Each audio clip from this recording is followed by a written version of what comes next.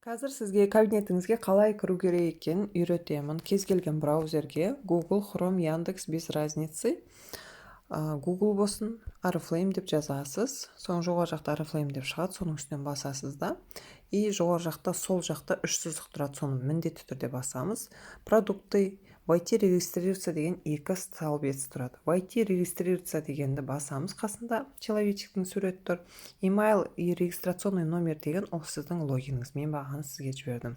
Пароль дегенге сіздің тоже пароліңіз жазып жібергем, соны жазасыз да кіресіз. Войти дейсіз.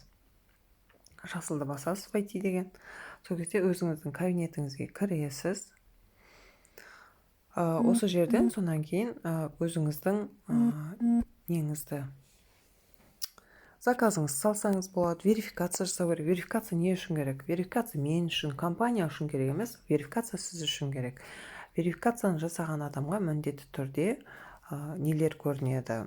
Өзінің скидкалар, яғни 50%, 70%, 80%, 90%-ға дейін скидкалар болады компаниялар, сол көрініп тұрады. Егер де верификация жасамасаңыз, ол скидкалар скрыты болып тұрады.